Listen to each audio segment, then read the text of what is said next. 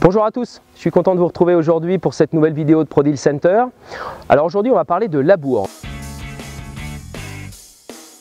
Je ne sais pas si vous vous souvenez, dans les dernières vidéos, j'avais ma 6 corps portée varie large de marque Goisin. Alors très bonne charrue, très maniable parce que portée, mais par contre très lourd.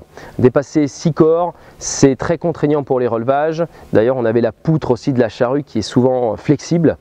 Donc j'ai vendu cette charrue et je suis passé à une semi-portée de marque Goisin aussi, une machine d'occasion en 8 corps. Donc on va aller la chercher chez le concessionnaire. On va en profiter pour faire une remise en état globale de cette machine et en même temps on fera des tests de pièces, entre autres du carbure, surtout pour les pointes et les socs. Comme ça on va pouvoir travailler toute la saison de labour et voir les résultats à la fin. Donc on va prendre les clés du tracteur et on est parti chez le concessionnaire.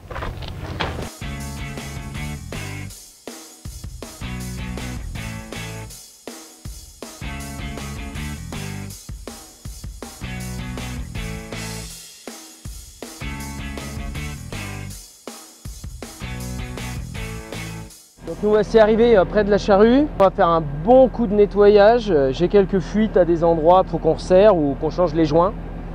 Je vais regarder si j'ai pas trop de jeu dans les axes. Très important. C'est un semi-porté, donc c'est monté sur un chariot. Et à l'époque c'était des chariots renforcés sur ces machines là. Donc on voit bien déjà la taille des pneumatiques, ne serait-ce aussi que la taille du châssis à ce niveau là, c'est assez important. Allez, on va atteler la machine.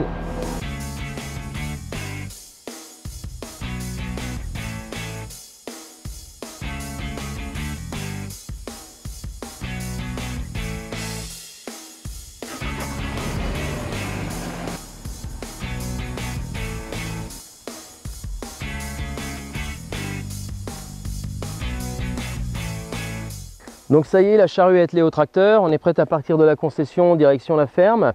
Donc je vais quand même vous présenter Anthony qui est le responsable occasion de cette concession classe sur Châteauroux. Donc Anthony, tu peux nous parler un petit peu de la charrue, ce qu'elle a fait auparavant, cette marque Goisin connue quand même dans le département? Tout à fait, c'est donc une charrue Goisin, constructeur de la Vendée. Donc une machine 8 corps semi-portée, sécurité boulon bien sûr, puisque dans notre région on n'a pas de rocher. Donc elle a travaillé dans des argilo-calcaires, des sols très peu usants. C'est peut-être pour ça d'ailleurs qu'elles ne sont pas équipées en pointe. Voilà, tout à fait. Et qu'on voit les socs qui sont très peu usés. Les pointes, c'est pour éviter de remonter les cailloux, je suppose? Exactement, exactement. Voilà, on a des sols avec du calcaire en profondeur, et donc c'est pour éviter de remonter les roches en surface.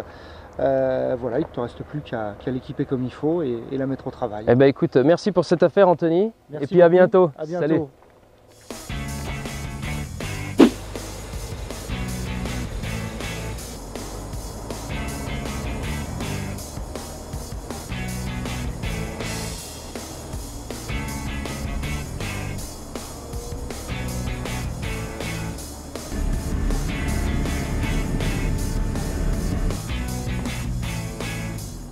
Ça y est, on est arrivé avec la charrue, elle a bien suivi le tracteur tout le long du trajet.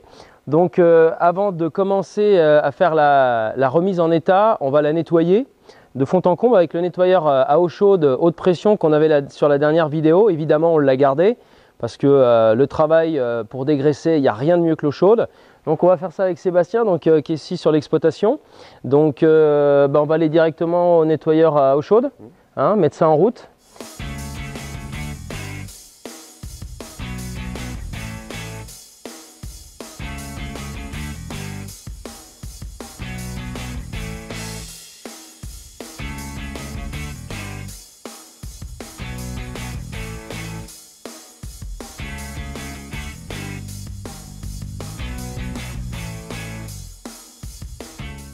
Ça y est, le nettoyeur haute pression a été passé. Donc avec l'eau chaude, on arrive à tout dégraisser. On a pu voir qu'il y avait quelques petites fuites, je pense que c'est des joints toriques. On a aussi quelques axes un peu usés, c'est normal, c'est une machine qui a de l'âge. Donc là, on est en train complètement de la dépouiller. Alors je vous avoue qu'on est en train de vider une bombe de WD-40 pour pouvoir dégripper les boulons, les écrous, les butées d'ailleurs. C'est normal, c'est une machine qui n'a pas tourné depuis un bout de temps. Et ensuite, on installera les nouvelles pièces, socs, pointe, pour une carbure. Donc je vous expliquerai un petit peu mon montage, les différentes pièces. Alors on a tous nos tâches. Donc Philippe, notre responsable technique, toujours à fond. On l'a mis à l'ombre parce que ça brille. Donc Sébastien aussi. C'est pour les boulons qui sont plus durs à dévisser, on prend Sébastien.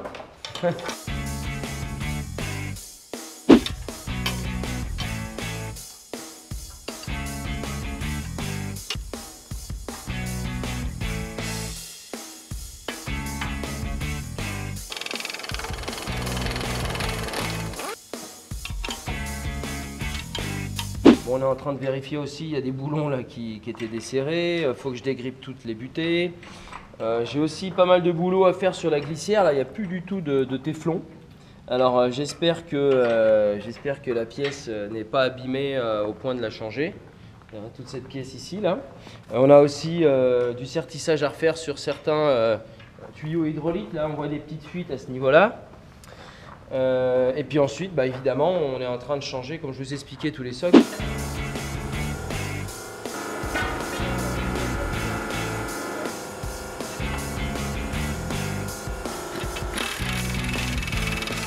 Il faut bien prendre le temps de nettoyer tous les supports avant de remonter une pièce. C'est très important.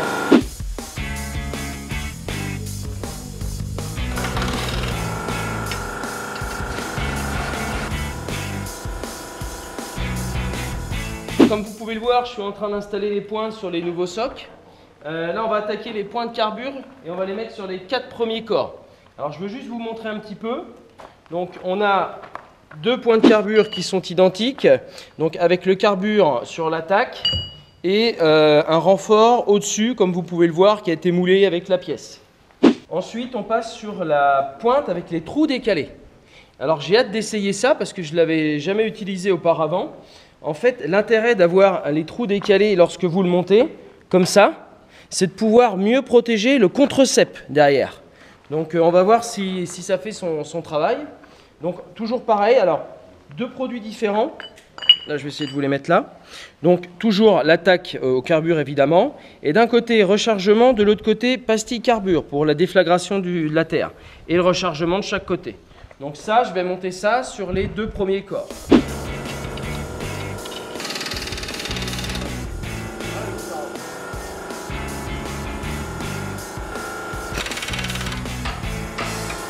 Alors j'arrive sur mes 2 derniers corps à monter. Je vais mettre les 2 socles carbure sur les corps d'attaque. Donc vous pouvez voir, hein, on est vraiment, ils ont fraisé la pièce pour ensuite braser le carbure dessus, hein, les pastilles de carbure. Et donc l'intérêt, c'est de voir la longévité de la pièce par rapport à une pièce non carbure. Ça y est, toutes les pièces sont montées. Il nous reste juste une rangée de socles que je n'ai pas encore reçue. Bon, en fait, ils ne sont pas trop usés, c'est juste au niveau de la fixation, les 2 trous qui tiennent la pointe. Donc j'ai quand même réinstallé des pointes neuves sur les anciens socles, juste pour la faire travailler. Hein, comme tout enfant qui vient de recevoir son cadeau, eh bien, on a envie d'essayer. Vous voyez, il me manque aussi un renfort là au niveau du corps. Bon, normalement, juste un aller-retour, on fera attention pour éviter qu'il y ait quelque chose qui ne casse, mais j'ai vraiment envie de voir comment on laboure cette charrue. Donc là, on va l'agraisser. On va regarder 2-3 points importants et ensuite on se retrouve dans le champ.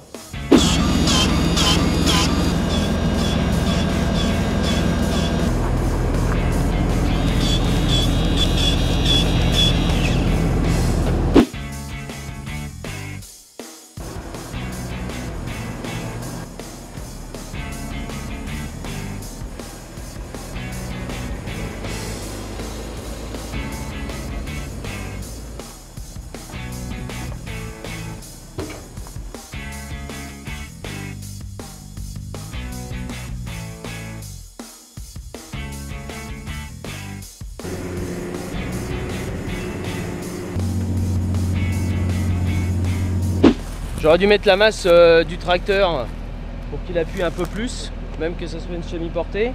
Bon, faut savoir que je vais d'abord déchaumer tout le champ avant de labourer cette parcelle-là pour faire de l'orge.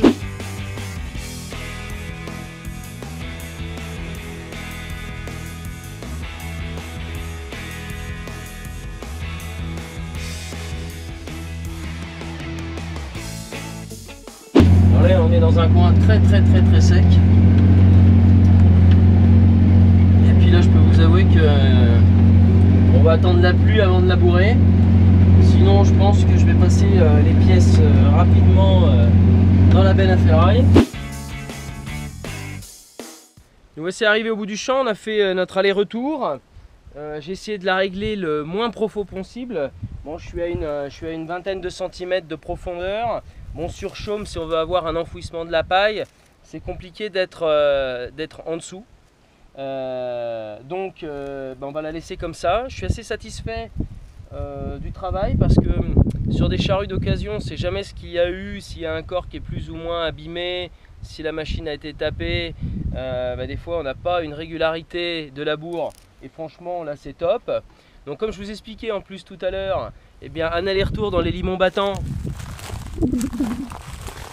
savourant les versoirs brillants, et comme ça on voit ce qui se passe. Vous voyez, j'avais pas vu que j'avais de l'usure sur ce versoir là qui est un versoir triplex. Je reviens à la vidéo qu'avait fait Philippe à l'époque, donc on voit bien la première couche qui a été usée.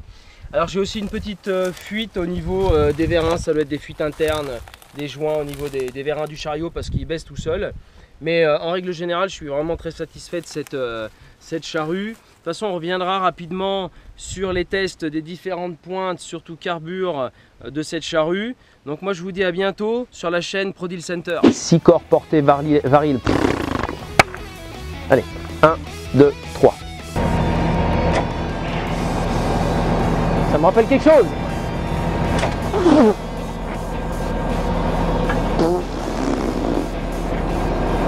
Super.